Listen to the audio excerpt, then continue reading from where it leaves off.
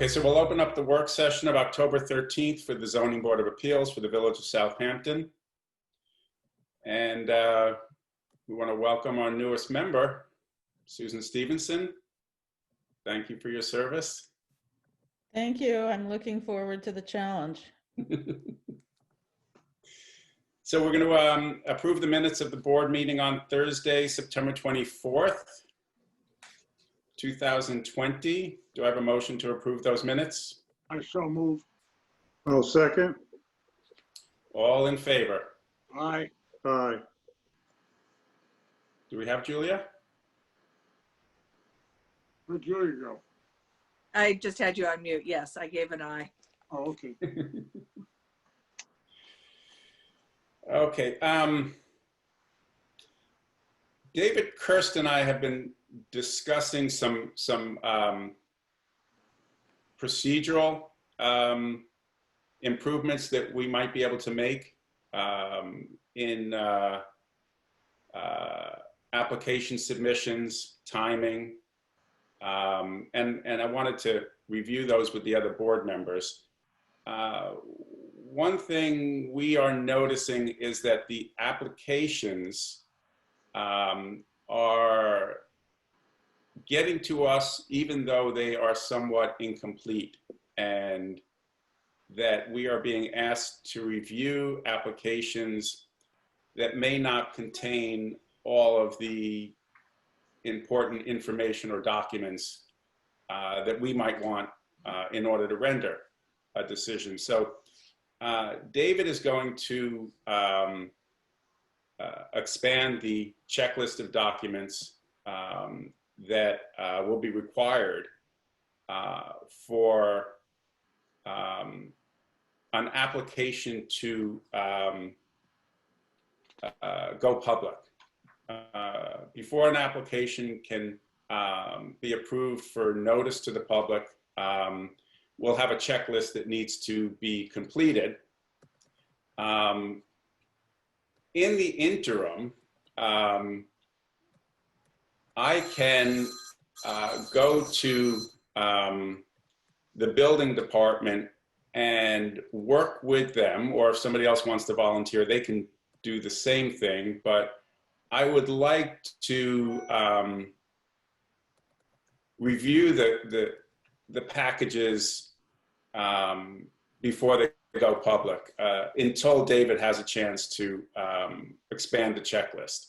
So with that, what that would mean is that, for example, the November meeting, submissions will be made by applicants, but if the application is complete, we simply won't allow it to go public, and it won't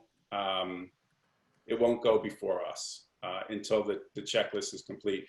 What I'm finding, and we'll see it in some of these applications, and we'll just have to work through them, is although we have a somewhat abbreviated checklist at this stage, some applicants still don't provide a proper owner-agent form. Some people don't provide an affidavit of disclosure. Some applicants don't provide a survey of existing conditions. So it's, I think, causing some inefficiency and some delays in our ability to process applications.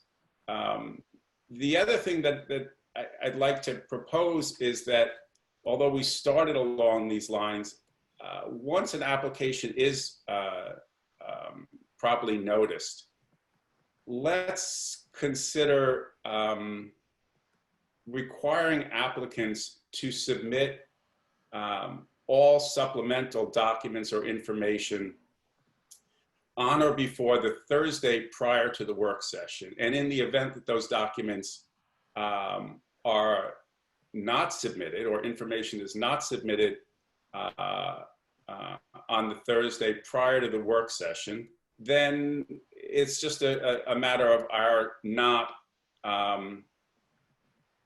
considering the information that is contained in those documents at the public meeting. So the deadline will be the Thursday before the Tuesday work session. And those are, in thinking over, possible ways to improve the process and make it more fair to concerned neighbors so that they have enough time to review important information that might have been submitted in connection with an application, to make it frankly more fair to us so that we have the time to review the information. I thought those could be steps in the right direction, but I'm open to other ideas as well. Mark, Are you going to be making up the list, Mark? Because on that list, there's some other items like copies of current C of Os on any of the properties, and any plans or renderings, that for the project. Well, David, I believe you were going to make up the list, but Yes. we can We all can send that make up around, the and list if with we, input. yeah, then if we could send that around, if we have anything we see that can be added or should be considered, we can let David or you know. Sounds good. Mark, Mhm. is it the end of the workday? That would mean that we would, at the earliest, see these documents by Friday sometime. Is there a way to make it noon on Thursday? Oh, certainly. Because my experience is, because otherwise they're only 2 days, that's really not a long time. Because the building department needs to organize the documents, and that's at their discretion. It's not like we can just snap our fingers. That's been my experience. Mark, before we go any further, at the October meeting, I've always told the public what happens due to Thanksgiving and due to Christmas. So we've got to get those dates at some point and have them ready to be announced next Thursday. I think, David, do we have those dates? I thought you had. The calendar on the village's website already had dates for November. I hadn't checked December. What are they for November? Christmas. What day of the week will Christmas be? Does anybody know? It's a Friday. It's a Friday. So, The November dates that were what was shown on the village's calendar was November 10th for the work session, November 19th for the public meeting. so that's the third Thursday, right? Yes. Okay, that takes care of November. That's the third. December, That's the they third show Thursday. the 8th for the work session and the 17th for the public meeting. Okay.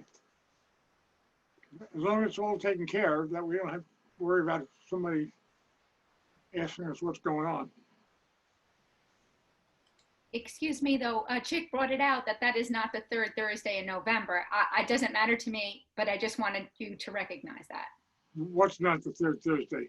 The November date, the November 19th would not be, oh, that is the third Thursday. Yes, it It is. is the third. I I'm thought sorry, Kevin Chick, said the I'm fifth. sorry. Before Thanksgiving, and Thanksgiving is always the fourth Thursday. Yes, okay. Excuse me, I beg my pardon. You're excused. I had inquired about this, and I was told that the work session was December 15th and that the actual public meeting was the 17th. That's what the building department mentioned. But if you have the 8th, that's fine. That's what's on the calendar on the village's website. I did not decide those dates, so if you guys need to change them, I think it's in your purview. No, I mean, the 8th sounds before. better, so we have some time. We've done that before, but it is kind of tight to do them only 2 days apart. Fine with me. I want to know when it is. No? Okay. Dan, are there some other ideas? I understand CFOs, plans and renderings. If you think of some other things, do you want to email them in and anybody as far as what goes on the checklist? I think submission, Yeah. if they're in front of other boards, would be useful too. If they have been, there have been recent decisions.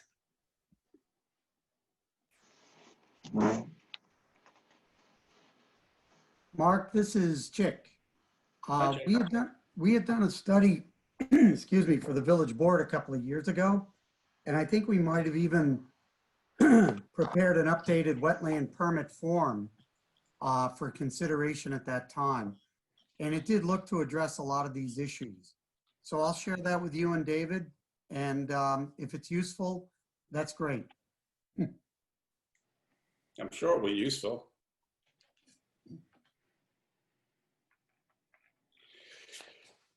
Okay, so moving on, we have one decision.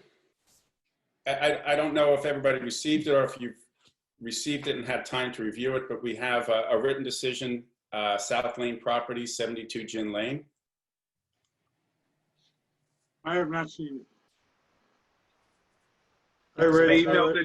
emailed it to everybody except for Susan yesterday. So I don't, So okay, we can hold it over. We'll just hold it over. it's all right. I know a lot about that. What? Can't publicly decide until next Thursday. Oh, okay, great. So maybe you could send it to me, please. Sure. I assume it does deny it. Is that what it's going to do? That is the Yeah. draft that I wrote, correct. I'm waiting for that. Okay, then I believe we are ready to vote on Meredith Joyce Trust, 765 Hill Street. Now that we have a fifth board member, we were holding this over until a fifth board member was appointed, and now that Susan has been appointed, can we provide David with input on our voting? Yes. I think it's important to break it down into the three parts that the application was divided into, which is three different variances. The first variance for an accessory building not to exceed 800 square feet. The second variance for an accessory building to be placed in a front yard, whereas the code prohibits accessory buildings from being placed in a front yard. And the third variance was that the accessory building should not be included in the gross floor area, where the code provides that accessory buildings will be included in gross floor area. So can we, just with respect to the three variances, have everybody's input on how they would vote? I'm fine with the first two, but not the third one. That goes for me too. Yeah, the first two is, were actually requested, I think, the ARB, and I'm That's fine with great. that. And I'm fine with all three. The first two was an advisory from the ARB to you, which I was intimately involved with, obviously, so. And David, I am certainly okay with because it's the preservation of an historic structure, allowing it to exceed 800 square feet and to be placed within a front yard. No, I'm not okay with the request for the variance that it should not be included in gross floor area. I do think it should be included in gross floor area, I agree with that. the separate accessory structure. So I think, do you have enough for a decision to be written? I believe I do. Yeah. We didn't hear from Julia, did we? I thought we did. I'm sorry, Julia, did we? No, that's perfectly fine. I am in agreement with your sentiments, Mark, as well as with Kevin's. Okay, I'm sorry, Julia. I thought No you- worries, no worries. Excuse me, Chair, I do have a hand up from Mr. Bennett. So you have to just let me know if you want me to promote him to the panel. Sure. Hold on. Can we do that? I'm working on it, sorry. I clicked the wrong button for a second. Here he comes. John, I need you to unmute and put your camera on, please. I'll just remind you that what you're doing is specifically contrary to the procedure that you had established the last three times that you looked at this, which was to say that you were going to renotice it and rehear it, particularly because of the light of the fact that Mrs. Stevenson hasn't been involved in any of the zoning board of appeals matters, and because of the Has been time that involved it with has. the ERB on this case. So No, but that's a totally different set of. has knowledge and experience on this application. I'm sorry, Kevin, I'm not trying to talk over you. I can't hear you. I'm sorry. He certainly has knowledge and experience regarding this application. Okay, but you by vote said that you were going to renotice it. I just remind council and the chairman and all you board members of that. I don't believe that we voted that we were going to renotice it. What we had said, John, was that in fairness to the fifth board member, we may have to renotice it. However, you know, I mean, our good fortune was that we have a fifth board member who felt familiar with the case and could review the file so as to, you know, render a decision after understanding the case. I also think either the chairman and or any of the board members and council would be remiss not to speak to Mr. Robinson who will inform you about the appearance that we had before the Supreme Court on the pending matter against the Architectural Review Board, where I'll just leave it at the judge had some very pointed things to say about how the matter should be resolved. But I suggest that you have Mr. Kirst talk to Mr. Robinson, have Mr. Kirst review the case law that I provided for you, including the line of case laws starting with Becoit. But in particular, I think Mr. Kirst should speak to Mr. Robinson about the comments that the Supreme Court made at the conference that we had, and hopefully the need not to have an action against the Zoning Board of Appeals and have it joined to the action against the ARB. But I'll leave that that's my suggestion. That's all I have to say. Thank you. Jeanette, can we go on to? I'm just moving him back. I'm sorry, just getting 1 second. Sorry, guys. Okay, there we go. All set. I think next on our agenda is 950 Meadow Lane. As we're going through the oldest to the newest cases, and I'm not sure if we have anything to discuss now on 950 Meadow Lane. My notes were that we were waiting for a comparison table from the applicant's counsel showing setbacks and improvements. I believe that we have that, Mark. We have that? I believe so. I mean, and I'm going through my materials. There's both a visual comparison as well as a chart of the various changes that were made. Dick, bring us up to speed. I thought this was a request that you had made at the September 24th public meeting. Yes, Mark. That's consistent with my notes as well. I actually received an email from the attorney maybe a half an hour ago transmitting that table. But if Julia has it, then at least I think I do have it. I have something dated stamped in on October 8th with the cover letter from Very good. Mr. Bennett. Is that what we're talking about? The second page, Mr. Bennett is not there? Okay. I have the Sawyer-Burson comparison, visual comparison. Does everybody have that? I don't know. Table after table. I did not receive anything after the September 24th meeting. Oh, I got quite a bit when I went to the building department on Friday afternoon.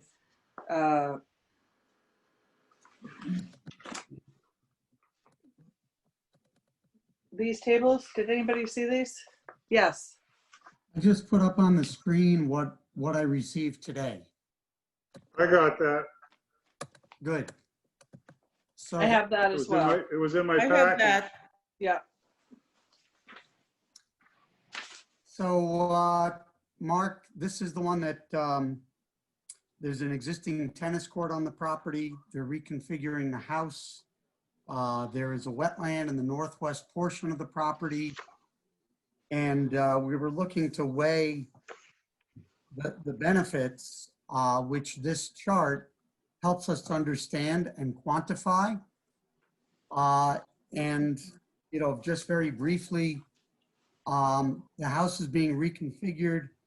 It is being pulled out of the coastal erosion hazard area. It is in conformity with the house structure setback. There was a retaining wall within the structure setback, but I believe it was at 125 feet. And offsetting that, the driveway is being moved to the east, and there's an extensive landscape plan. In addition, there is a proposal for pool drainage, drainage for the tennis court. And I was looking for direction on if we had enough information and if you wanted to move this toward a permit. This chart certainly helps. And as I said, I just received it a short time ago, but I'm familiar with the parameters, and I believe it really helps us to understand those benefits. I think all the numbers are better Mhm. by a lot. Yes. Yeah, really the issue that had been discussed in the past was the retaining wall. But I think some improvements have been made to the plan since then. And there is an ARIS design plan that had extensive landscaping that we've also looked at before that is up on the screen. So I don't think there are any real outstanding questions after the last meeting. And I'm ready to proceed based on your input. Okay, one question that I just don't know if you have the document, but it was mentioned that ARIS Design would provide some documentation supporting that a great deal of the fill was important for establishing the vegetation in the northern part of the property. Do you have anything from ARIS that supports that? I have a number of submissions. I do have this one. It may be helpful to hear from the applicant's attorney on if there is something specifically that was submitted in response to that, because there were voluminous documents that had been submitted, many before the last meeting, and it sounds like Julia discovered that others have come in since the last hearing. So I would look for clarification on exactly what was submitted to respond to that comment. Does anyone have, are you the only one, Chick, who has the landscaping plan? No, I I don't. did No. the file. And again, I've asked the applicant to make sure that we have the most up-to-date information, but I'll just double check. The date on this is September 18th, 9/18. At 9/22. There was a submission of 9/22. I think that's when this was transmitted.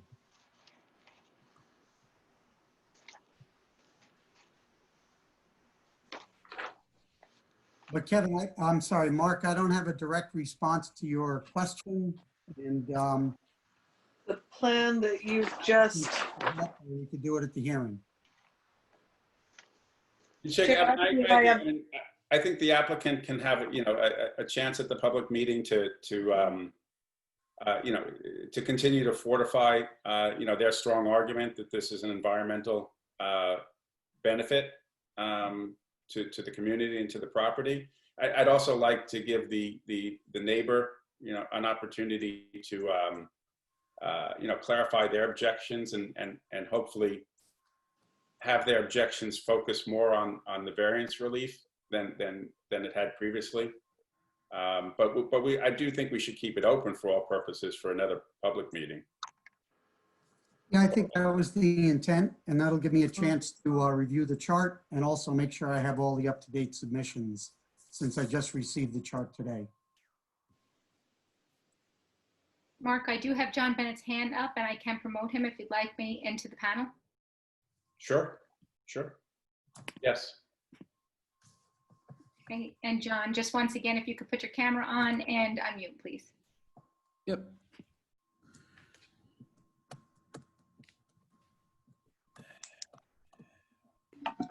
I've unmuted. Oh, there we go. Hi. Chick, we very frustrating. We submitted that chart on October 8th. I don't know why it didn't get to you. We always try to send you the stuff independently so you don't have to call the village. For whatever reason, you know, for the last how many years, we always send it to you as well. But we did send that chart on October 8th. And here's a cover letter for it, and here it is. Sorry it only got to you today. I don't know why. Number one, but I think it's been in the file. Bailey, who's right here with me, hand delivered it herself. Then as part of our submission of September 15th, which was also hand delivered, it wasn't an Aries design diagram. It was a Sawyer-Burson design diagram, which shows the benefit of the fill in that area, as well as going through all the various examples when, you know, structures much closer to the wetlands have been approved, particularly when a property is being retrofitted and in so many other ways being brought into conformance. So we've been very, very, very diligent about getting all of these submissions to the board as quickly as possible. You know, we're in October. We had a September 15th submission. We had a September 16th submission. The only thing that we've supplemented it with was, at the request of the board, a chart, which was all it does is collate and collect and highlight information that's already in the record. But that was hand delivered on the 8th. I see that was prepared on October 5th. Yeah. I'm not sure, John, you know, things are a little odd and I'm not always getting hard copy packages. And I just checked all my files and emails and maybe I missed it just because there's so much information that comes in at these times. But, you know, I do have it now. And I think I've summarized the weighing of the various benefits of the project for the board, and Mark had a direct question having to do with the bill. And we were looking to see where that was addressed with the idea that this would come up at the hearing next week. So it will give me a chance to look through and make sure I have everything. And apologies if not everything's being transmitted or if I missed an email. No, it's like it was so much the exception rather than the rule. That's why I was noting it. I mean, you're usually the first one to have the stuff, Chick. That's why. The only other thing that you will see is some elevations which we prepared at the request of the neighbor to show the minimal effect of the retaining wall.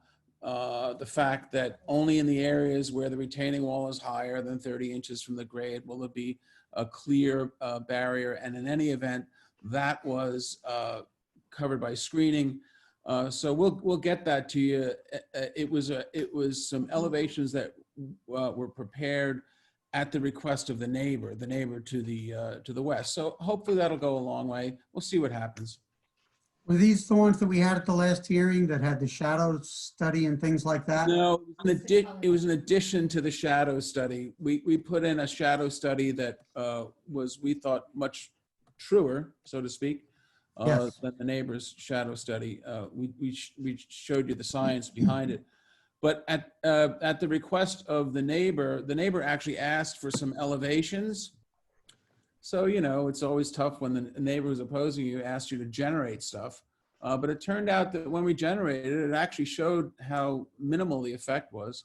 And, you know, I'm in discussions with Chris Kelly about that. So, you know, obviously he couldn't speak for his client, but he thought it was helpful and hopefully it would go some way to allaying any concerns, but we'll see what happens. I don't want to put words in his mouth, but that's the only thing that you'll see anew, because we just, again, it was at the request not of the board, but of the neighbor. So we try to get everybody together on this thing, make good neighbors, and we'll get that to you.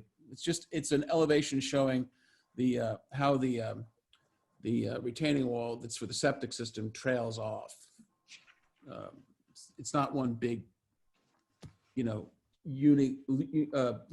uniform height wall. We've tried to minimize that. And then we put planting in front of it, which, you know, people should think about that. We certainly did. You know, you put a retaining wall right on somebody's property line, you know, it would be nice if you made it so that you could put screening in front of it, and that's what we did. So we're hoping that the meeting is more cooperative than contentious, would be my hope. John, just to follow up, you had mentioned that there might be a conflict of interest with counsel for the neighbor to the east. Yes, I have. I stand on that, but it's really not, you know, it's not this board's decision to make. It's his decision to make. And if, you know, I don't retract any of that, but I'm certainly not going to, you know, if the neighbor is communicating with me, I'm certainly not going to refuse to talk to the neighbor's counsel, because the whole idea is to try to get you know, working together with the neighbor when you can. Yes, okay. So Mark, on this one, this is where the neighbor wanted them to actually move the house closer towards the road, which everything the neighbor wanted would have required greater variance than wetland relief. So would have hindered the, you know, some of these good numbers that we have. Yes, no, very much. I think that, you know, if the neighbor wants to you know, object, they do need to focus their objection on you know, the subject of the variance, you know, and I don't know that they were doing that, but I'm glad to see John. Exactly. You know. Okay, well, we'll have it at the public meeting. We'll look forward to it.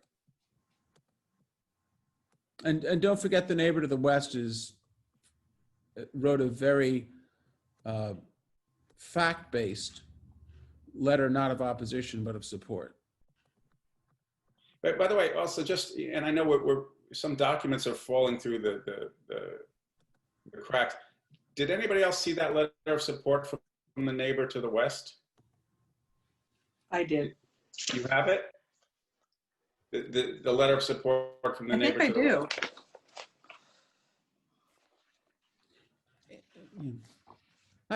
I will tell you, if I may, that, well, I don't want to.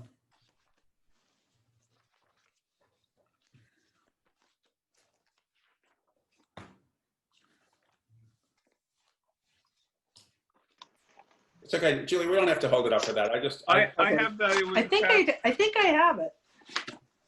I believe I've read it. It was attached to a September 24th letter from Mr. Bennett. Thank you, David. It's from Anthony Hume, Hume. He's the owner's rep for the neighbor to the west. Oh, that there were was also some Sawyer Burson attachments to that as well, some renderings. Yep. I can't find it right now, Mark. No, I remember what my problem. Anthony Hume, he's the owner's rep. It's okay. I didn't have clarification that he was the owner's rep. I didn't have anything that the owner signed. I had Anthony Hume's letter, and that was my question in my mind. That I didn't know who Anthony Hume was. But it's fine, John. Okay. Let's move on to the Felix and Elizabeth Royaton Trust. Did we pass all those other decisions, Mark? Well, I just thought we'll come across them because they weren't written yet. So I know we have a decision. We've closed several cases for decision. Yeah, do we have one for Jan Split, 131 Flying Point Road in Phillips? I don't believe we have the written decision. That's why I haven't mentioned it yet. Does David know what we want to do on those? No, those were all just first time on at the last meeting and closed. So you guys haven't had a chance to discuss any of them for me to prepare a decision. Well, So Kevin, I was just going oldest to newest. we discussed that, we seemed all in favor of it. Which one? Well, there were 4 of them that were closed first time on last time that you have not discussed beyond the public meeting. that I did not write decisions for until you discussed them today. And you may be right, 56 Gin Lane, we may be in favor, but I'm just going in order of oldest to newest. We could discuss them right now, those other decisions. To all, well, yeah, but then we're just going to be jumping around from one decision to another rather than, They're pending decisions. The other ones are just pending cases. There's a difference. yes, true. I mean, we're going to get to everything. If we keep moving, we'll get to it. We're going to get to everything. Want to But go back to those I prefer to just go in order because, you know, what was later? what was that term? LIFO, FIFO? You know, last in, first out. I'm trying to do that. These were first in. First in, yeah, these are first in. So we're going to do LIFO, last in, first out. All right. Are we going to go back to those before we leave? Yes. Yeah. All right.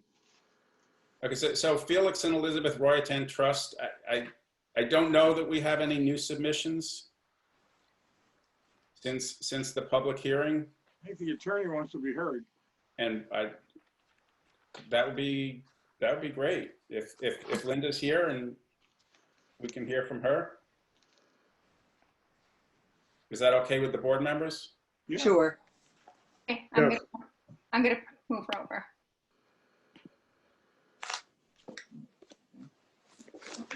Just put your video on and unmute yourself, please. Yes. I'm here. Hello. Can anyone hear me? Yeah, we hear We you. can hear you. Okay, good.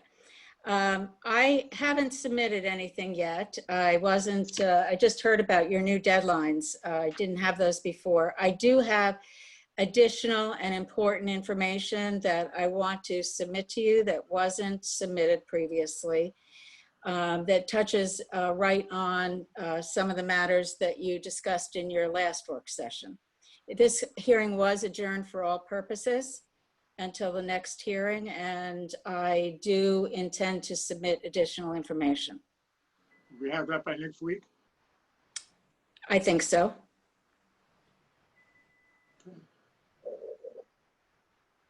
Yes. We have a chance to read it.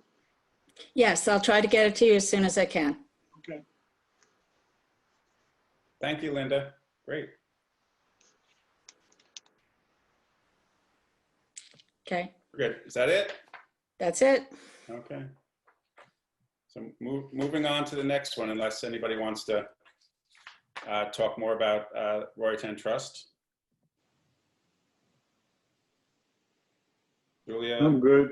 we're good to move on? Yep. Yeah. So 199 Cooper's Neck Lane. This was noticed, but at the first public hearing, nobody was present. I spoke to Diane at the building department. She had discussed with the applicant. They had not noticed properly for the meeting, so they did not attend. They will be in attendance at the next meeting. So we'll hear for the first time Thursday. Correct. Did anybody have any initial thoughts about a tennis court in the front yard? Well, isn't this the case where we gave the okay for the, what had been the barn or the house before they built it? Is this the same case? I don't believe so. It's on a corner? Is it the corner property or not? This is the corner of Cooper's and Meadowmere. Oh, all It's right. a historic property. I was thinking about the other corner. Fine, fine. It's an historic. They have a pool in the front of the house. They have some type of gardening structure in the rear yard, and then they're asking for a tennis court 35 feet from the front yard. I mean.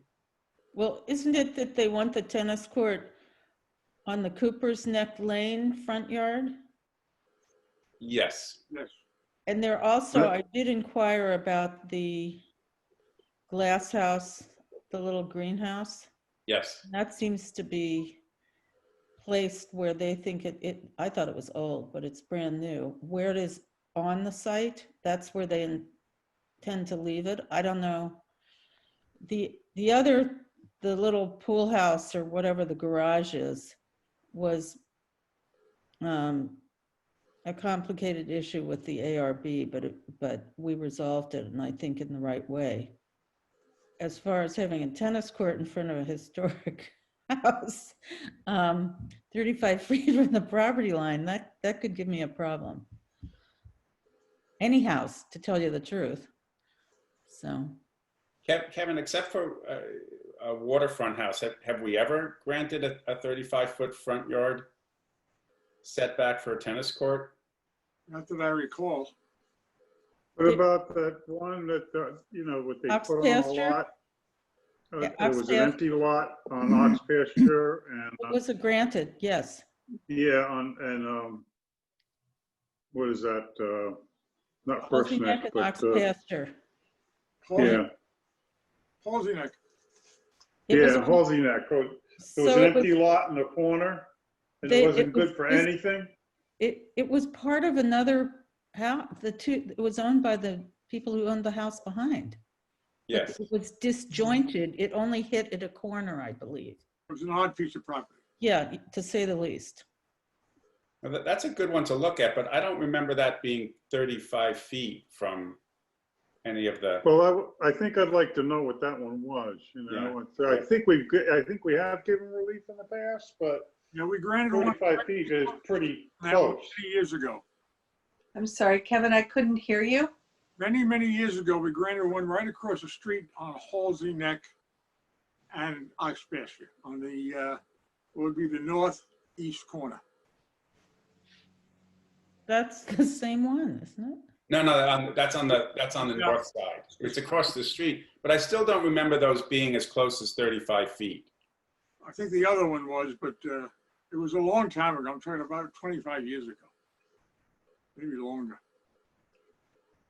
I voted no on it. But in this No, case, but yes. there's a lot on the property, and I mean, they obviously have run out of room to put in the tennis court. I don't see, especially on Cooper's Neck, where that would be acceptable, personally.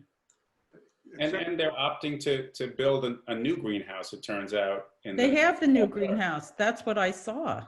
Right, but they built it. It wasn't an historic structure, was it? Right, no, I rode my bike down there and there's a greenhouse sitting in what I consider the driveway.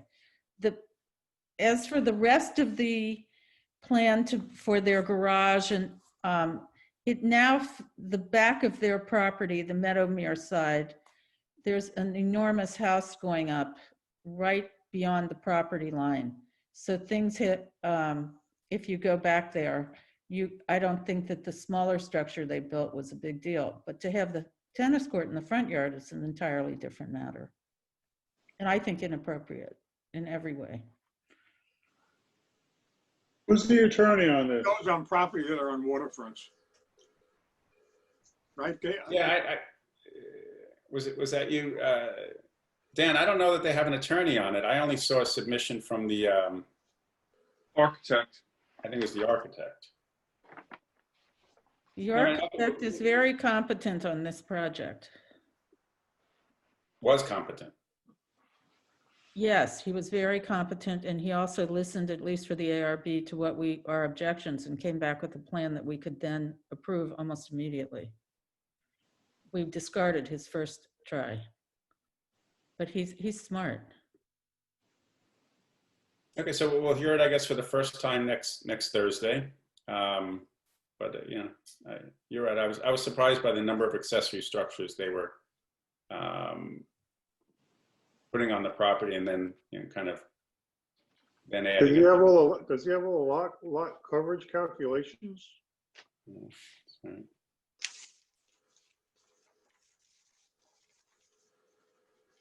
Dave, do you have the survey?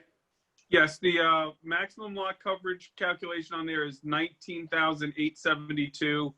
The proposed lot coverage is 17,358. With the tennis court. Correct. Okay. The house isn't all that big. It says the existing lot coverage is 7,600.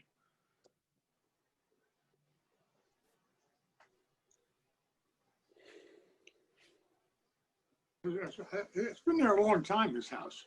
Mhm. Be Polaro. Before that, it was Pat Savage. Somebody else was in there too, I think. Been there many, many years. Okay, so we'll hear it for the first time next Thursday, and we can move on to a decision, Kevin. The Jan Split Purchase Trust, 56 Gin Lane. Oh, you want to go back to that? Okay. Yeah. This was the heating of an accessory structure. Right. So it was an accessory greenhouse. We closed it for written decision, and let's give David our input for the vote. They already have the greenhouse. They're just going to add heat. If you have a greenhouse, you need heat. I'm in favor of it. I'm in favor of it. There was, there doesn't look like the style of that greenhouse, there's any way you can make it into living quarters anyway. I'm in favor of it as well. And they have plenty of living quarters over there. Don't worry. That's it. Yeah, okay, so that's unanimous that we're all in favor of it?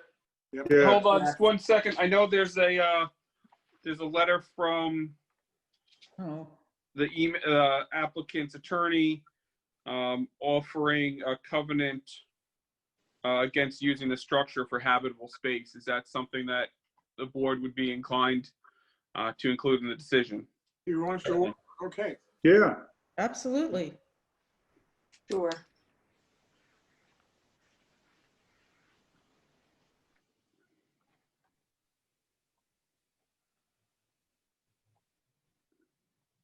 Okay, David, that's a relatively easy one.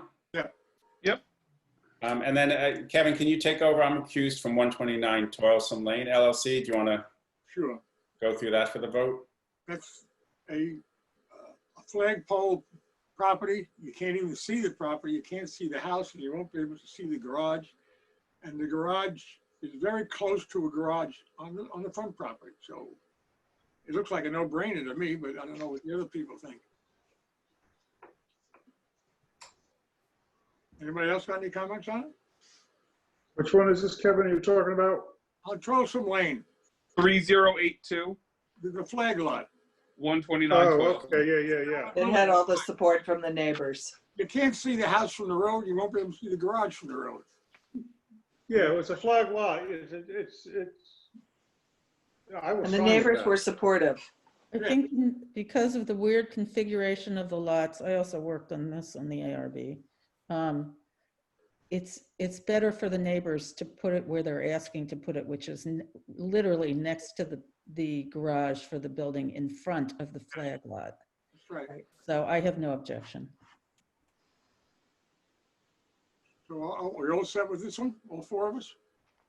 Yes, Yes. Yes. Okay. David, you got that? Yes. Okay. Okay, then we can go to 28 Raymond's Lane, Donna Zilka. Right. And I think this this application was presented in an unnecessarily complicated way. I think David and David, just confirm what I'm saying is your understanding. David spoke with the building inspector, Chris Talbot, who clarified that he had not suggested that this application would not require a variance, that he said that it would require a variance. And they, the applicant, I believe was making an argument that under 116-19, the degree of nonconformity was not being increased. I think what we're saying, and I think it's pretty clear that the degree of nonconformity is being increased. And you also basically have a new house being built over there. So it's not that it is necessarily going to provide a different outcome. It's just that I think we can streamline the process and say, no, we are not proceeding under section 116-19. We are proceeding under section 116-27. And then we can just evaluate the application based upon the 5 criteria points, listed in 116-27. What I would suggest is that the applicant simply make a presentation at the next public hearing under 116-27 and not talk anymore about 116-19, whether they're increasing the degree of nonconformity, which they are. They do need a variance, and we can talk about it according to the the standards of practical difficulty, etc. So Mark, the whole discussion that took place at the last public hearing about the existing structure and the fact that even though they're building a new house, the variance that had been in place not being in place, that discussion, you're saying to table that whole discussion and start anew, as though this were new plans, new home, new variance requests, that all the old grandfathered pieces that they were presenting to us are off the table. Exactly. Correct? Okay. Exactly. I just want to make sure that I'm understanding it. No, I mean, and had they, that's exactly what we're saying. That's the way this application should have been presented. It is, it's a clean slate. It's a new house. It may be an appealing application for other reasons. And the applicant can certainly notice that they're improving the setbacks, so they can go back to the historical house, but it's a new application under 116-27. And the 156 feet difference, square footage difference, is no longer part of the, we'll just look at it completely fresh. Yes. Okay.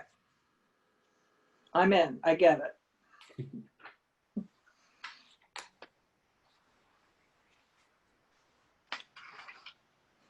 That's good by me. I agree. I'm fine. I mean, so essentially what it is an application for a rear yard variance where the code requires a 60-foot setback. They're requesting, David, correct me if I'm wrong, a 43-foot setback?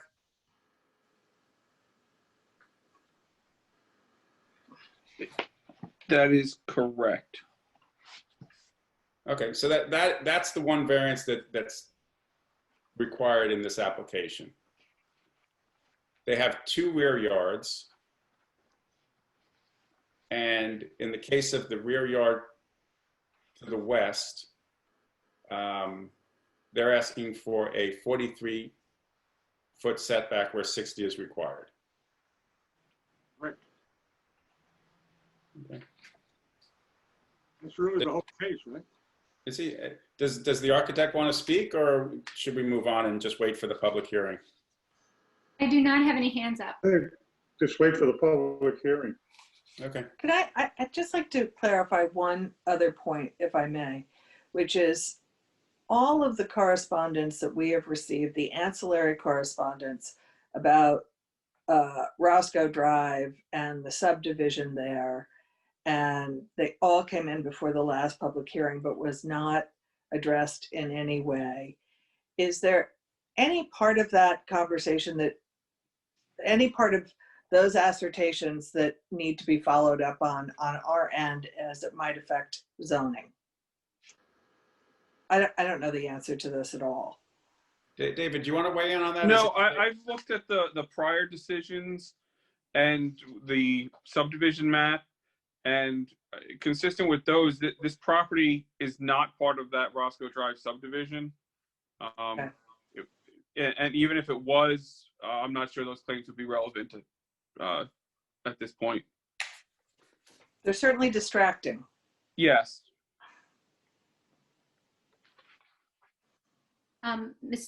Mark, I do have now Donna Zilka's hand is now up. Sure. Yes, okay. Yes.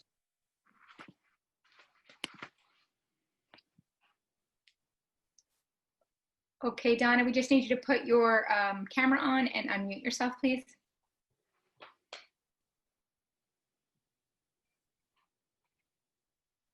Unmute and video. Hi, can everybody see me? No, It's you're in very, the Can you dark. hear I can hear you. We can hear Oh, you, we gosh, cannot see because you. okay, let me see if I can get a light on. Oh, God. Wait a second, let me go to where there is a light. I'm sorry, I have a lot. Must be in a movie theater. Our car. Porch.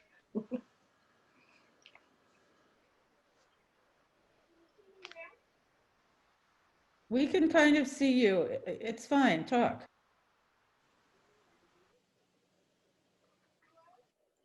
Yeah, now we can't hear you. They can't hear. Now we hear you. Now we can hear you. We can hear you. We can see a bit of you.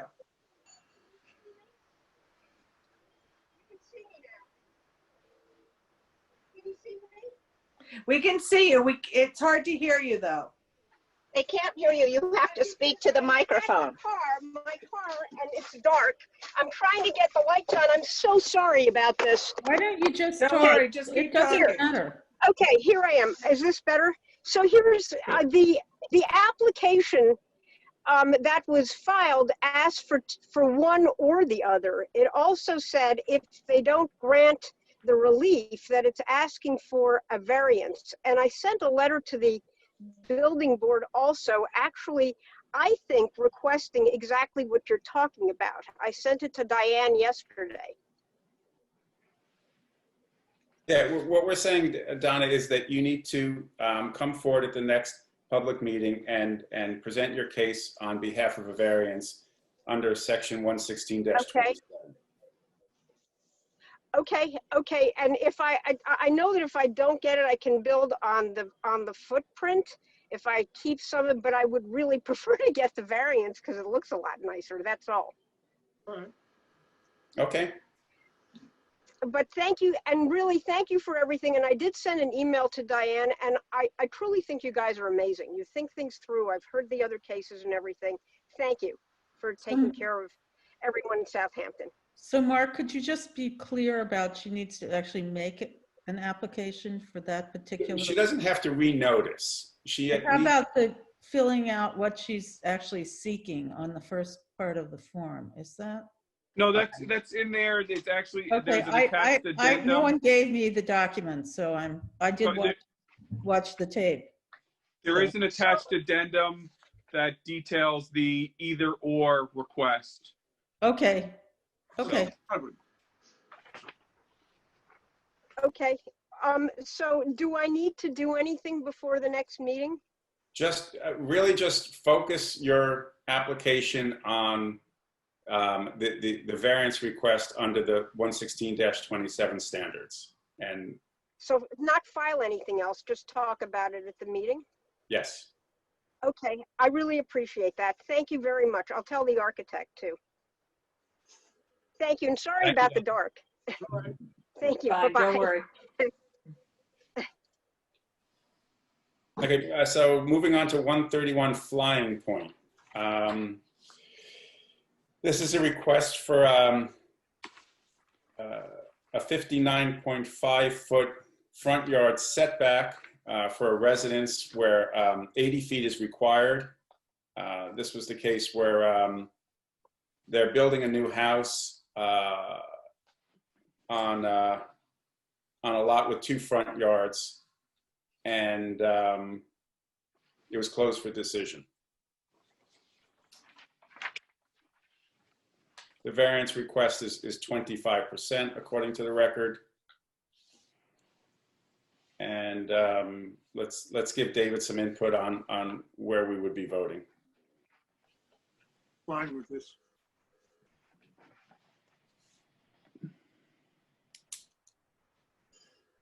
I thought for the location where this property was, that there wasn't too much of a problem with this. I think one end of it is up near the park, right? Yes. And the other is towards Flying Point Road, And I didn't think there was overreach on it. I thought it was a sensible request. I agree. I disagree. I think they should try to make a house that fits within the zoning rules. It's obviously doable. Yeah, I think that in the case where you have an applicant who is essentially working with a clean slate, in the Village of Southampton, I would encourage an applicant to task their architect to design a house that fits within the setbacks. If for some reason the architect is unable to do that, and in this case, I would find it hard to believe that they would be unable to locate a house inside of the setbacks, they can make the argument that they're confronting a practical difficulty. But I didn't see the practical difficulty here. I saw ways in which they could comply with the setbacks, and the village is better off if we uphold the zoning regulation that requires an 80-foot front yard setback. That's where I am on it. I would vote against it. The only thing I didn't get on that was they were trying to preserve a big parking lot against Flying Point Road, and I didn't understand why they were trying to do that. I mean, it's the whole slate, like you said. Why are you preserving a parking lot? Yeah, I mean, they could have used some of that. I mean, there's numerous ways that an architect, I don't want to design a house for them, but they could. It is an odd-shaped lot, so I think the architect, he should be able, if good architect, he could make a case for some air clearance. At least maybe they don't need as much as what they're asking for. The lot is rather narrow, right? It's very deep. Yeah, long and narrow. Yeah, And with 2 front yards. with 2 front yards. Why did we close this for decision? We did close it for decision. Why did we?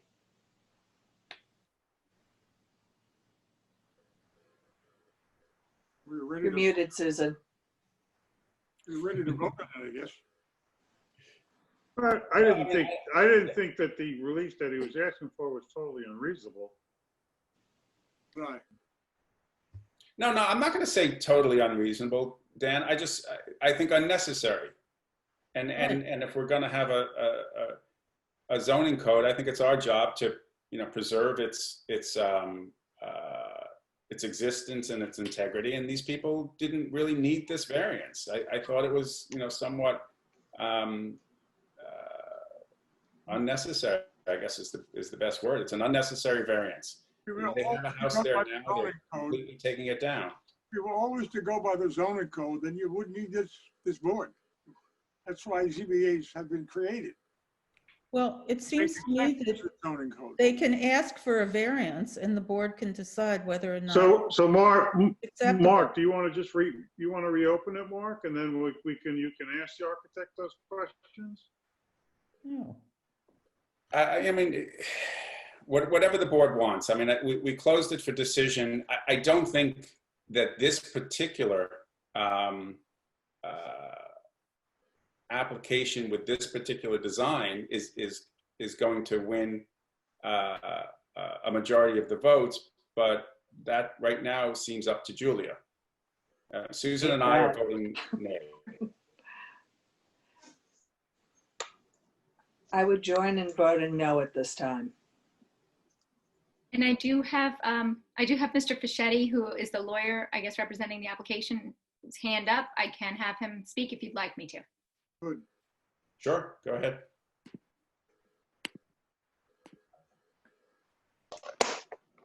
Hey, Robert, when you get a chance, if you could put your video on and unmute yourself, please.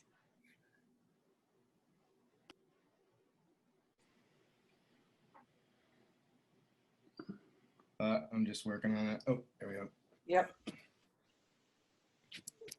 Okay, hi, sorry. I just wanted to draw your attention to a point that I included in my letter when I submitted the landscape plan after the hearing.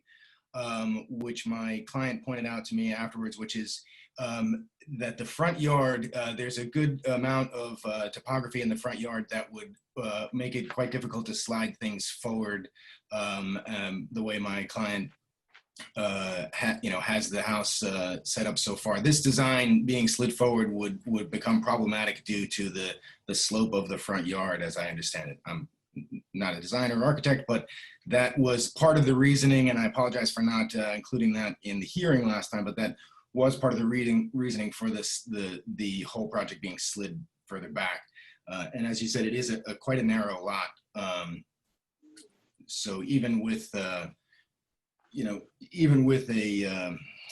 change in the depth a bit, there is still relief that would be required, I believe, on the left side, unless a total redesign would be done. And as Mr. Geider has said, you can always build smaller and not require a variance, but there is something to be said for building commensurate with the lot that's there. And no one would go and build a 1,500 square foot house on this lot just to take it to the extreme. So that's really the reasoning for the setup the way it is. So I just wanted to point that part out.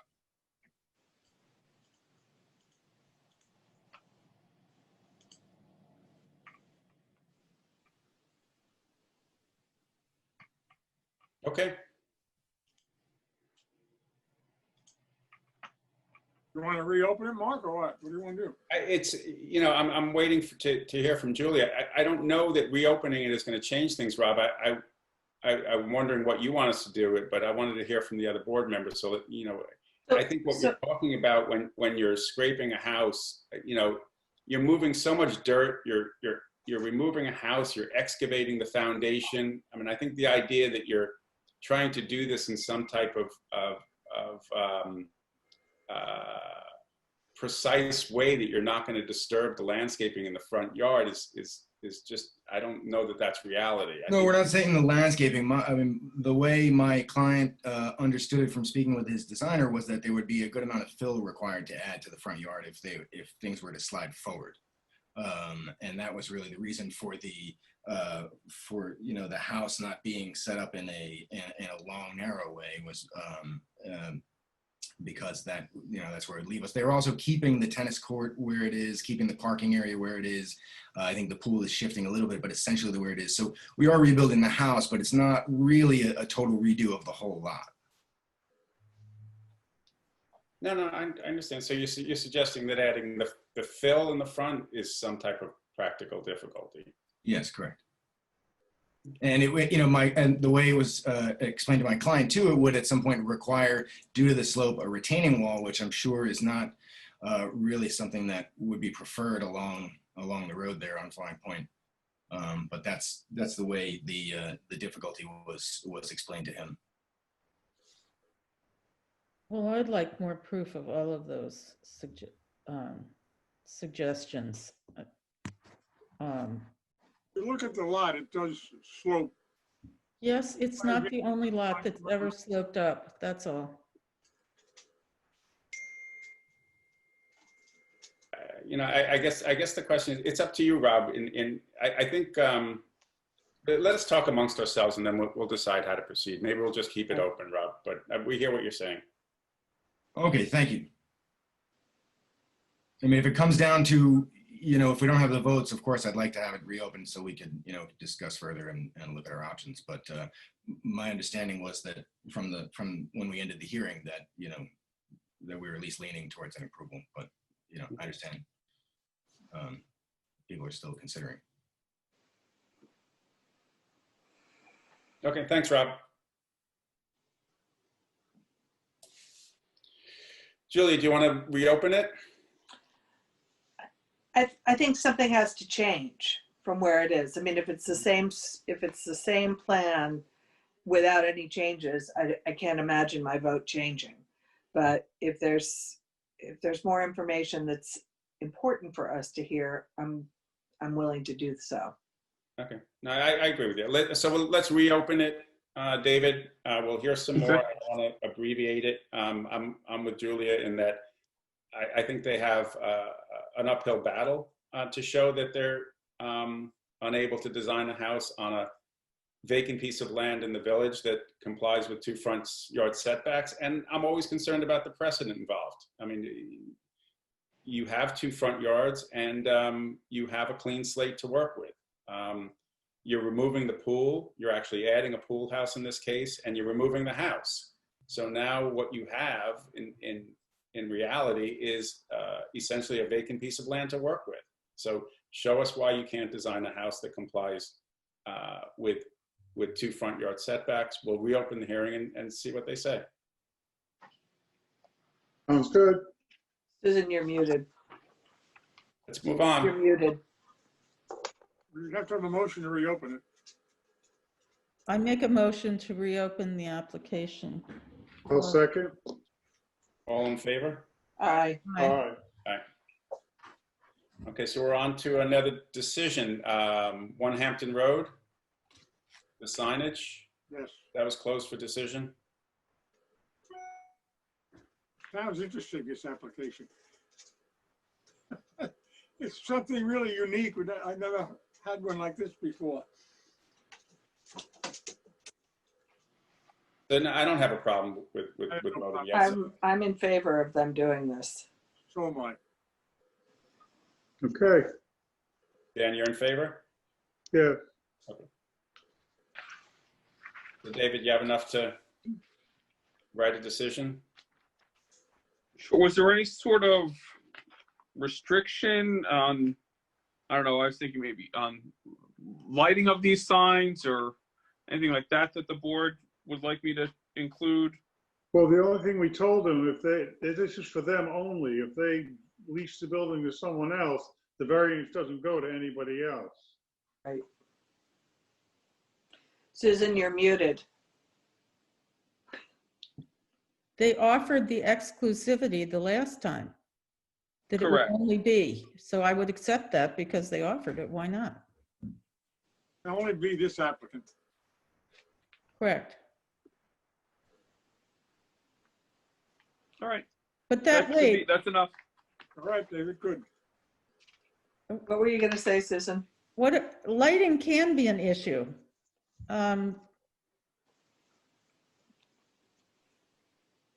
not sure that they should be able to light it. Yeah, it starts to. I look- don't think they asked for lighting. I know, but then, trust me, then, They wouldn't have to come to you to add lights. yeah, so Oh, let's, Let's add a restriction on against lighting. or Right. very low, yeah, because otherwise it just, the village starts to look like Disneyland. It just really isn't, they, Oh, it's existing lighting only? mhm. sure. There's not, Yeah, they're very. Although I think a Phillips sign is a lot better than an inflatable inner tube on top of, the surf shop well, they are getting. or the sunshine. They're getting awnings on this building. There's some things that weren't mentioned. Mhm. Okay. I But don't know, the banners on the old art Here. museum look nice. Yeah, And these people did put up banners over the summer. They seem to have just taken them down because it's before the ZBA. It looked okay to me. mhm. But those were just stand on the side of the street banners. No, they came from the top of the building down to the top of the stairway. Oh, I don't remember that. Well, they were art. But it made it lively. It's just, Right. if they light them up with big spotlights, I don't think that's okay. So I don't know how that gets written. There's hardly any lighting code in the village, so you have to be careful. No, I think Kevin's recommend nothing more than the existing lighting. Right. Great. Okay, so moving on, we have 71 Walnut Street. Already turned this one down. And he made some Yeah. changes, but I don't think the changes are very substantial. I'm still against this. So Yeah. I thought it was a lot of things going on, including a weird pool. To me, it wasn't acceptable.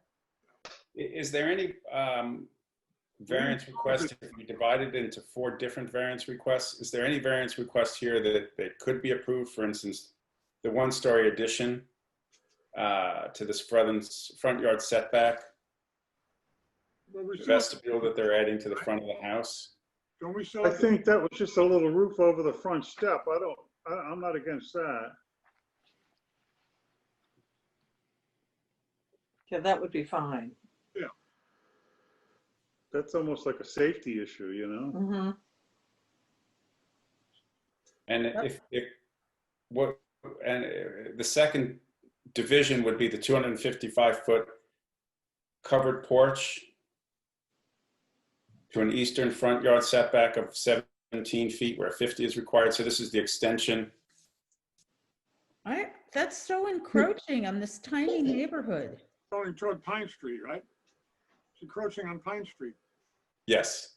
I mean, I don't think it's encroaching any more than the existing house on Pine Street. Well, the issue is the existing house is even closer, right? Yes. There's no So closer. it's sort of tucked into the back corner of the house. And how much relief are they looking for? Huge. Yeah, it's 17.8 feet where 50 is required. How far is the house from the? It looks like the house at the closest point up by the corner of Walnut and Pine is 14 feet 1 inch from Pine Street. They're not going any closer than that, right? No. He said they're at 17 feet, so they're actually 3 feet. 3 feet over. As long as it's no closer than the existing house, I have no problem with that part of it.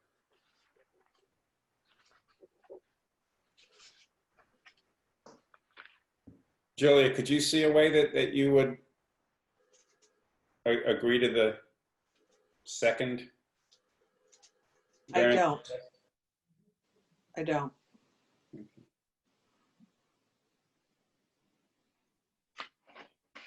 The swimming pool, I think we're all agreed on, but I'm not sure. Dan, I'm still in. Yeah, I'm against the swimming pool.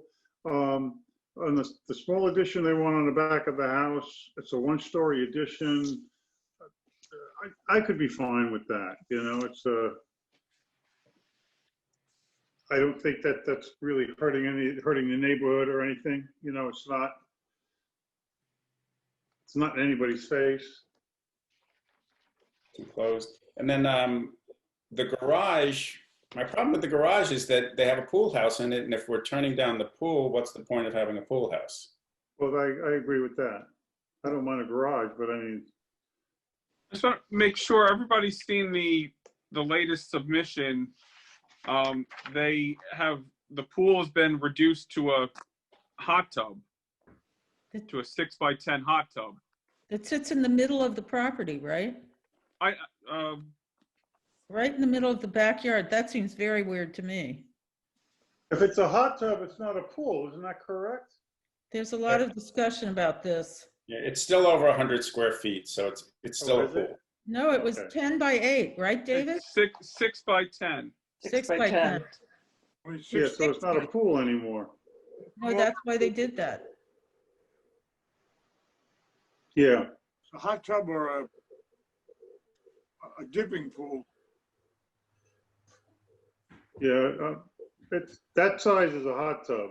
You know, I don't, you know, dipping pool, I don't know what a dipping pool is. To me, that's, We had another one like this down on South Barnhart Street. I missed something because the application calls for a 152 square foot swimming pool. No, there's a letter submitted October 9.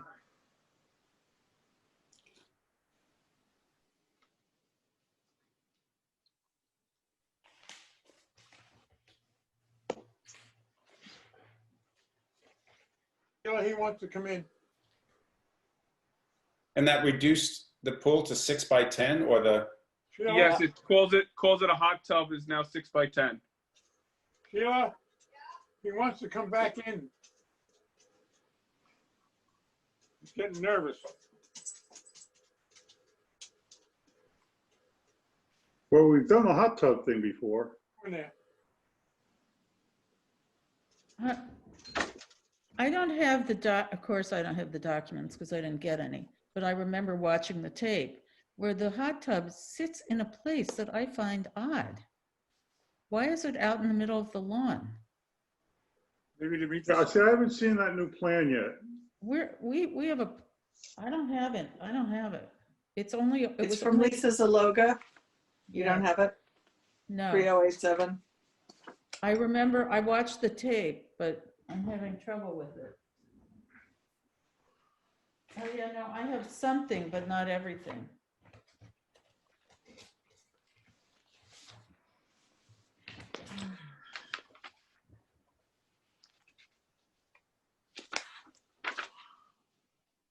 Okay, well, we have it open. We may have Anthony Pasca make a presentation. I wasn't sure if Gil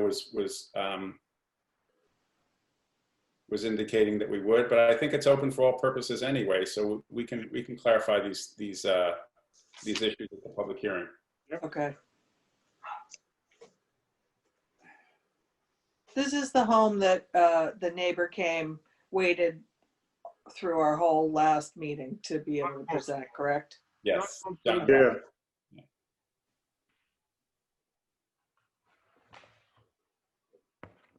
Okay, can we move on? we did it all, didn't we? What's left? Well, you have Akiva Goldsman. I'm recused from that, but you may want to have an initial conversation about that. I mean, I would like to have some initial conversations about some of these applications because You mean the new ones? I mean, you should know, some of what David has been brought, what's been brought to David's attention, et cetera. And so we have a little bit more background on these applications. Better So- look at them first. This is a dock? Yes. I'm assuming Yeah, the catwalk. I haven't is- reviewed these yet, so I don't, I it's haven't hard either. for me to comment. Hi, Chick. Do you have, Also, yes, this is what just for, about docks? You've waited a long time to talk tonight. Please. yes, no problem. That's how it works sometimes. Uh-oh, now what happened? Um, There we go. Typically, we would hear from the applicant and let them present their case. Mhm. Certainly, we can preview it. I would typically ask about water depths, how the dock will or will not impact benthic fauna. And then there could be visual considerations. I do typically ask for status of DEC permits and things like that. It is helpful to hear from the applicant in the initial presentation. I have not reviewed every piece of this application yet. The plan in front of you. Looks like a kayak dock. Is that what this sort of is? Well, who knows? Is there any consideration about other docks nearby or what the neighbors see or that kind of thing? There certainly can be. I I don't know. Docks are not my dish. I don't know. Hey, Yeah, Kevin, are there any other docks on any of those Doug Lagoons over there? Any other docks? I think the one across the street has a dock. I'm not positive. I have to go down and take a look at it again. Into one of these Doug Lagoons? This is Road D, right? Or right near Road D. There's got a bunch of houses on those Doug Lagoons, But does any of the other ones have docks? on both sides of Road D. I may be able to pull up an aerial if. Yeah, I do That'd I be see a helpful. dock at 1391 Meadow Lane, Or that about to the east. to the east, and it looks like 2 doors down from that at 1361. They also have a dock. Oh, Okay. that answers our Dock on the question. Doug Lagoon. Oh, here. I don't know who dug that. It's been there forever. It's always been called the Doug Lagoon. They're called the Doug Lagoon.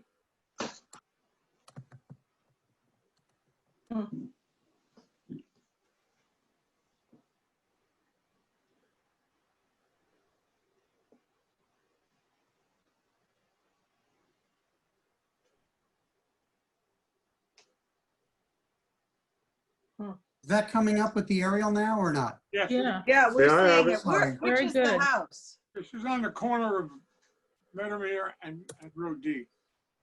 Yeah, it's one lot to the west. I believe. Okay. Yeah, right where his mouse is. There you This go. lot here. So there are several docks to the east, Yep. these two. And this one is situated a little bit left of middle of the property in the proposed application. right, that answers my question. Okay. Yeah, we can certainly hear about this more, and I'll have some questions as well. Good. Chick, as long as we have you, do you want to say anything about 66 Meadowmere? Only that I've been involved with this site for quite a while, and the Mortimers have been good stewards of their property. They did an extensive wetland restoration on the rear of the property. I feel it would be very beneficial to have Jim Walker, who submitted the application, provide us with a summary. My understanding is they're looking to clean out a ditch, which has been kind of an environmental nightmare for a long time because of Japanese knotweed and Phragmites, which are both invasive species, and had overtaken this ditch between the Mortimer property, which is here, and the property just to the west where a new house was built. When this house was built, there was an extensive wetland restoration that actually came out very good on the east part of that property. And as I said, Mortimer, this Meadowmere Partners, did restoration on their property.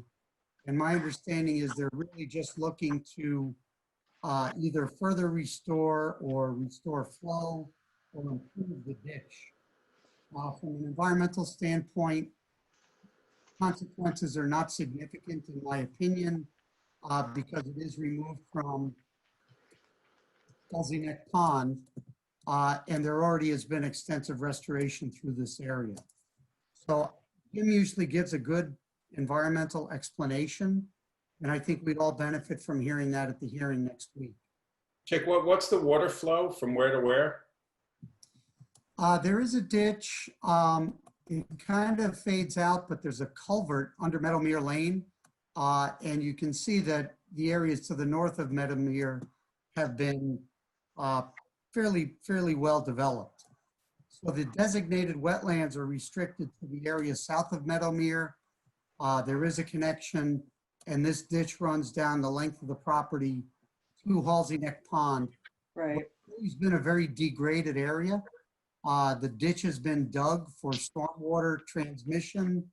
And as I said, because of the digging and degradation, it's always been subject to invasive species.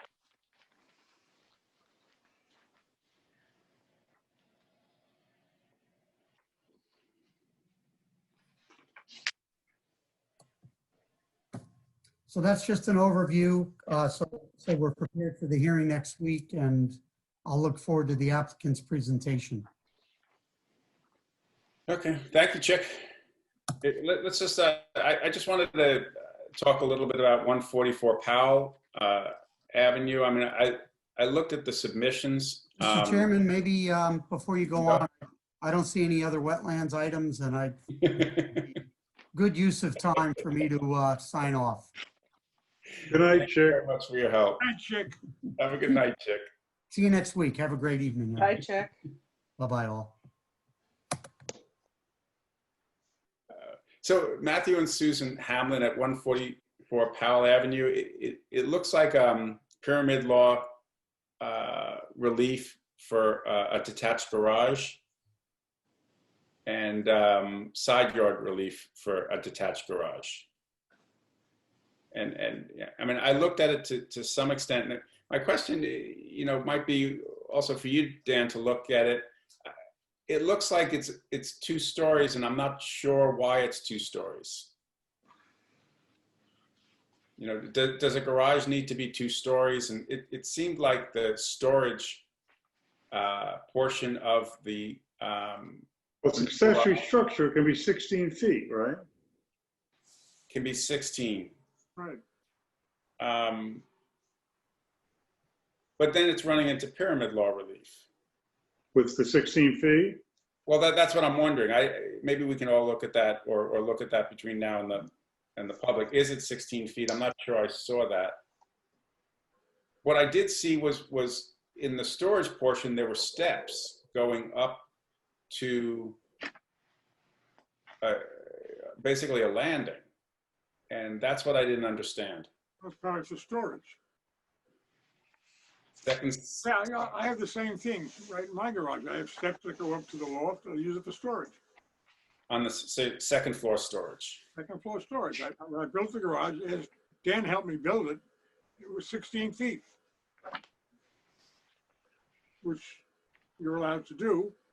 And that leaves you room up above the storage. There's no room, habitable space. I'll have to look at the plans, Mark, so to see how it's constructed. If it's constructed that it could be converted to living space with windows and heavier floor joist systems, I'll let you know, so. Yeah, no, that's exactly what I'm asking, just to look at that and see whether or not, because the height is running into pyramid law relief, I'm asking whether it's necessary for them to have that height for a garage and storage, or could they simply make— Does it look like they could do a roof system that would not need pyramid relief? I didn't look at it yet, so, you know, it's in other words, can it be designed with less height? Would that eliminate the pyramid relief? That's the question. We have to look at it and see. Yeah, that's the question. Could they make it lower and so as not to need pyramid law relief? All right, we'll look at it. 117 Elm Street, I don't know what to do with that one, David, because I can't understand what relief they're requesting from the drawings that they submitted, but maybe they can explain at the public hearing. But based upon the drawings that they submitted, it's unclear to me what's there and what they're adding. I don't know if anybody else had a chance to look at that, but I thought the drawings were unclear.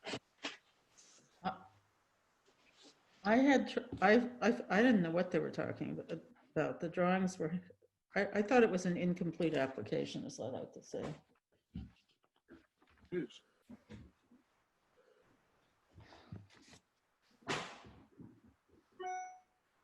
So we'll see what they say at the public hearing. And then David, did you want to speak at all to 99 Sanford Place? So, Susan, did you have something to add? no, I'm just looking at, they're asking for a second story on Elm Street, 112 square feet, second story addition and front yard variances. It looks like there's multiple small areas that they've shaded for that addition. It's not one block of 112 square feet. It looks like there's 4 or 5 different. I can't remember, I don't think they gave us, I had trouble figuring out. I thought they're.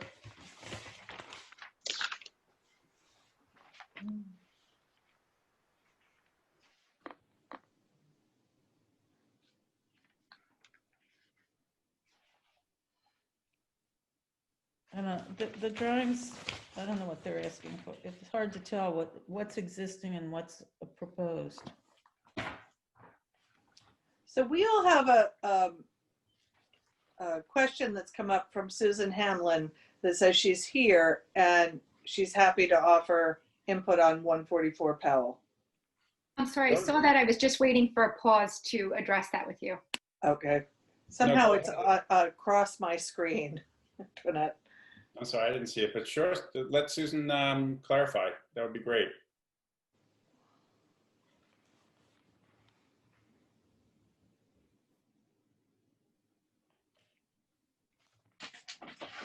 There she is. Okay, I just need you to put your video on and take your mute off as well. There you go. Thanks. Hey there. How are you? Hi, Susan. So can you clarify what's being requested and what your goals are? Yeah, so it's actually right on line with what Kevin was saying, that it's a loft area for additional storage. And it does go up to 16 feet, which we thought was within the limitations. And we did apply for both variances, for the pyramid variance and the dimension variance.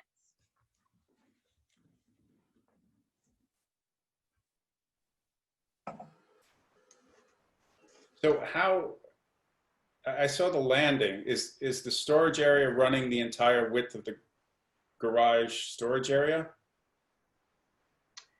So the loft does go above I think where the car would go in. That's the loft area, which would be additional storage. And then there's additional storage to the side of where the car would be stored. What's upstairs? Right. What? Yeah, we're trying to make the most of it. What's upstairs? I didn't hear, I didn't understand. Sorry. There's a car and then there's a second, there are stairway to what? Additional storage. It's similar to what Kevin was explaining earlier. We're just trying to get as much storage as we can get.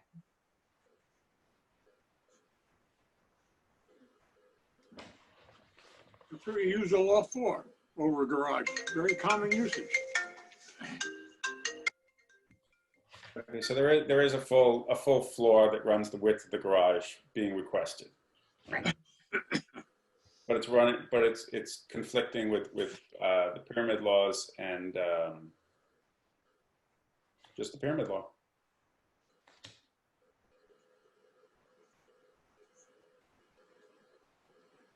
I think we can go up to 16 feet though, correct? That's right. What is the incursion into the pyramid?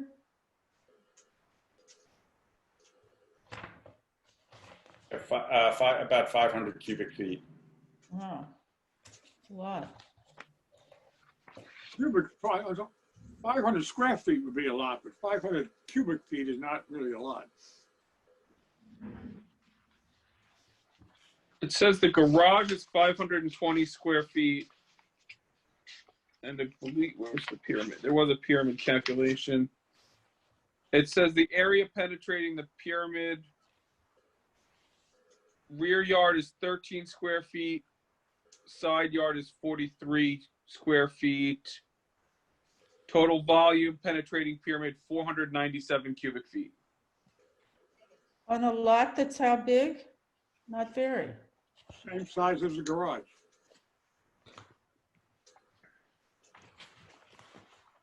The lot is 8,800 square feet. Where, I have some. 8,800. The lot size is, hold on. What was the garage?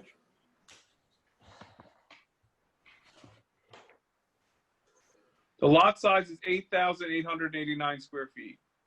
That's the lot. Yeah, Loft. correct. Right. She wants to know the loft size. No, I wanted to know the lot size also. It's a small lot, it's less than a quarter acre. Correct. A lot of those lots on Powell Avenue are very small. That's the problem. Well, that's why they need the relief, for the pyramid law. And I believe they already have a garage That's right. is- The new garage will go in the footprint. There is an existing garage, which is in terrible condition, and we've been advised to demolish it and build a new one that's in better standing. And then we're trying to include more storage. And so right now, you need to comply with you need to retain the setback because otherwise you do use it to pull a car in and out and it's hard to. Correct. Yeah, we don't really have much of an option. Yeah, exactly. And it's, again, where the current garage currently stands. So you're taking the current garage, you're expanding it. Are you expanding the height of the current garage? A little bit, yes.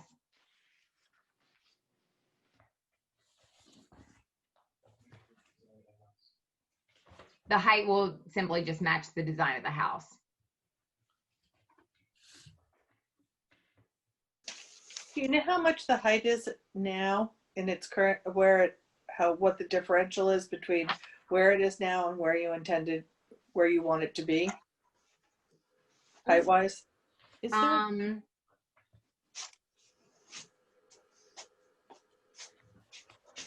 You know, I have, can I share my screen? Is that possible? Sure. So here's the existing garage plans. This is the footprint, and then these are the elevation. Does this help? This is what you sent, I think, today. Is that right? Right, there's no measurement on the elevation. Right. Okay.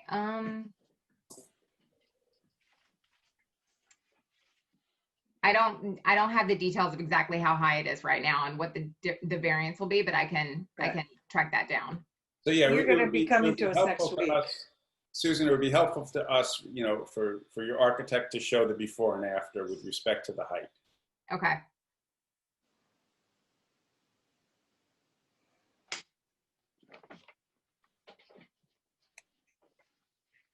And so the design is also to match the house. It might be helpful to have, you know, that comparison. Is that why? Is that part of the reason why the height is being elevated, because it's matching roof lines of the house? It would be helpful to have that. Yeah. So would that mean, so you would want to see plans of the house? Just an elevation. I mean, Okay. just supporting what you're saying, which is that you're trying to match a roof line so that it's aesthetically Right. something you're trying to accomplish. Okay.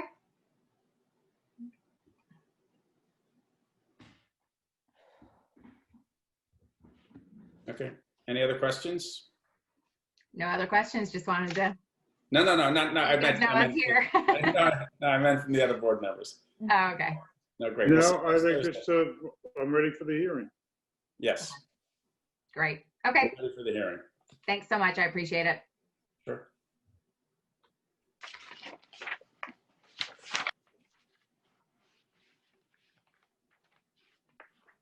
David, do you want to speak at all to 99 Sanford Place? Because I don't, with the conversations you and I have had, I want to save the time and efforts of the board members to essentially bottom line say there's nothing yet for us to do on this, or.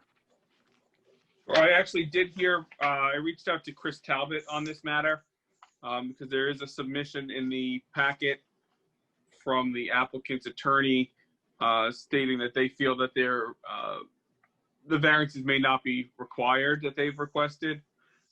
Chris has not looked into it fully at this point.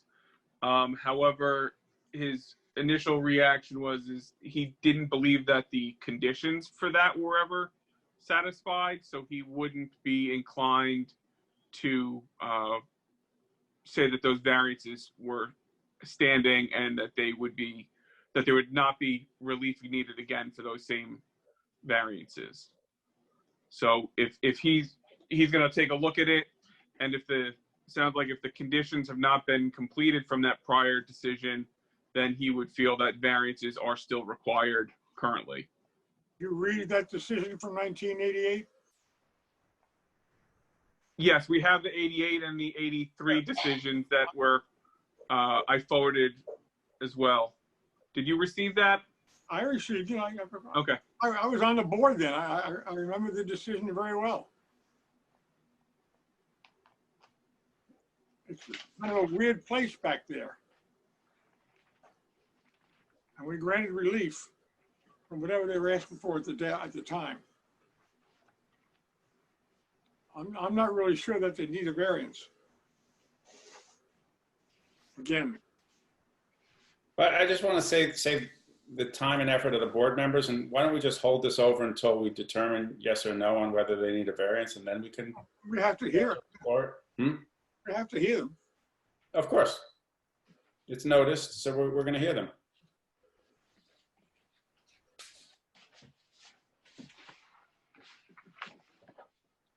Okay, can we move on to 56 Halsey Neck Lane if anybody has any initial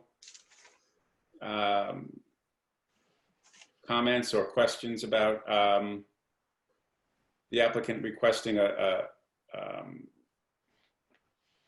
side yard setback relief and front yard relief for a brand new house?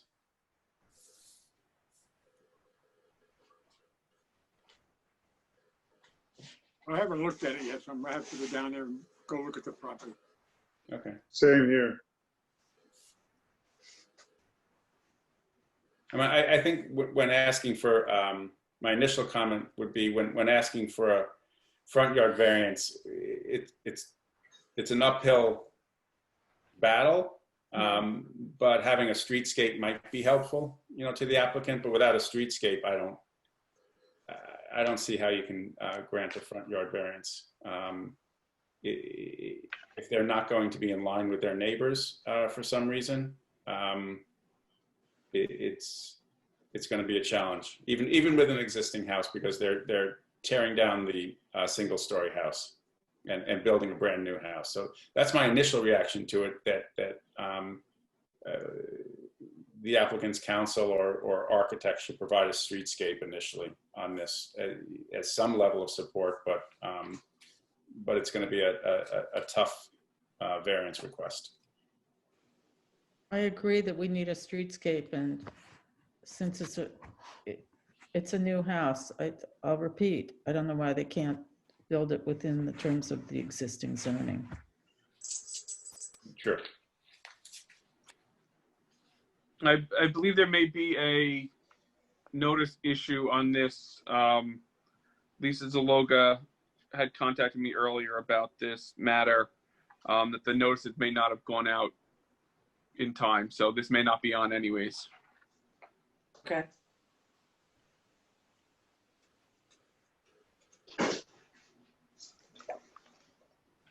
Okay, anything else? We're all I'm set. good. I think we're set. Do we have to motion to close, or are we all just, can we just say goodnight to everybody? I so move that we close. I'll second. I'll second. Have a good night, everybody. Good Night, night. everybody. Thanks so Night. much.